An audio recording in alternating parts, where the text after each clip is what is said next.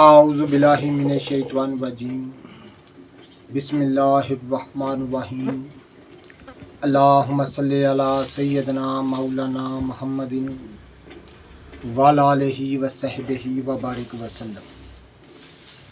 तमाम तारीफ़ें रब्बुल इज़्ज़त की हैं जो तमाम जहानों को पालने वाला है, जिसकी तमाम जहानों में बादशाहत है, जो हर चीज़ का हकीकी मालिक है, जो इस जैसी लातदाद निबातात को पैदा फरमाने वाला, इनको रंग व बू बख्शने वाला, इनमें जीबो गरीब अफ़ाल व ख़वास रखने वाला है।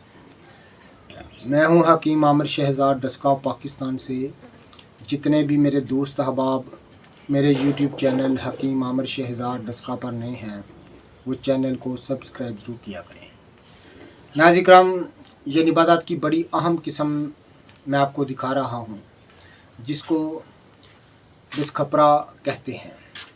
ये एटसिड की फैमिली से इसका तल्लुक़ है, लेकिन एटसिड से ज़रा बड़ा होता है। नाज़रीन किराम, ये वाहद बूटी है जिस पर आयुर्वेदक ने बहुत ज़्यादा लिखा है और इसको रसायन मानते हैं। तमाम आयुर्वेदक जितनी भी कदीम तरीन कुतुब हैं, जितने इस बूटी का गुण गाती है, किसी दूसरी निबातात के गुण नहीं गाती। ये पाको हिंद की मशहूर निबातात है, जो कि आम बंजर ज़मीनों में, खेत खलियान के किनारे, सड़कों के किनारे ये बकसरत पैदा होती है। नाज़रीन किराम, तमाम आयुर्वेदक वाले कहते हैं कि अगर इस बूटी को साय में खुश्क कर लिया जाए, इसका सफ़ूफ और इसके बराबर वज़न सुंड को मिलाकर रोज़ाना अगर इंसान खाता रहे, एक माशा रोज़ाना पानी के साथ फांक लिया करे, तो नाज़रीन तमाम अमराज से महफूज रखता है। और रसायन इस बात को कहते हैं कि उम्र बढ़ाने वाली चीज़ को, यानी ताकत बढ़ाने वाली चीज़ को रसायन कहा जाता है। तमाम अज़ाओं की ताकत को बहाल करने के लिए इसको तमाम वैद्य जो हैं इस बूटी का गुण गाते हैं। तमाम सन्यासियों के यहाँ, तमाम जोगियों के यहाँ, तमाम हकीमों के यहाँ जो इस बूटी को दर्जा हासिल है, वो किसी दूसरी निबातात को नहीं है। ये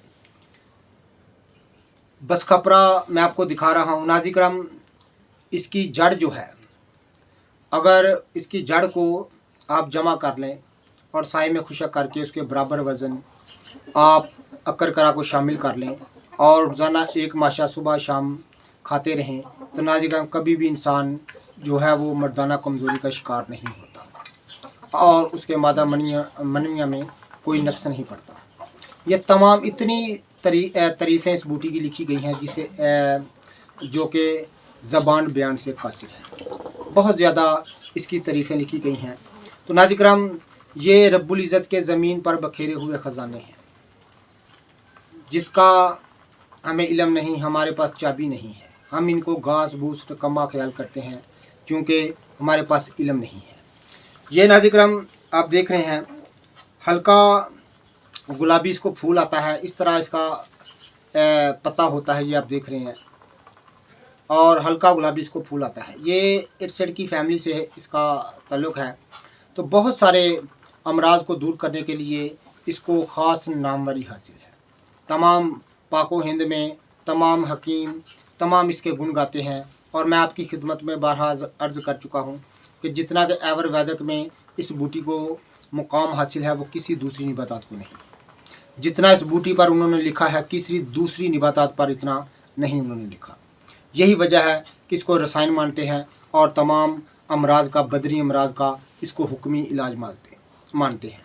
मुख्तलिफ इस्तेमाल कराने के तरीके अपने तजर्बात के बना पर उन्होंने लिखे हैं, जो कि मैं उनकी अगर वजाहत करूँगा तो बहुत लंबी बात हो जाएगी। यानी तमाम के तमाम ने जब लिखा है, तो मुख्तलिफ इसके जो है वो उन्होंने इस्तेमाल के तरीके जो हैं वो बदल बदल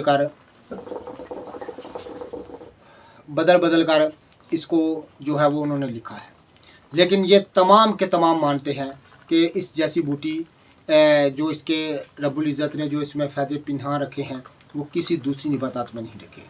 तो नाज़रीन किराम, आप तमाम पाको हिंद की निबातात के मतलब अगर जानना चाहते हैं, जो कि बतौर मेडिसन इस्तेमाल होती हैं, तो मेरा चैनल सब्सक्राइब कर दें, क्योंकि हम जड़ी बूटियों के मतलब जानते हैं।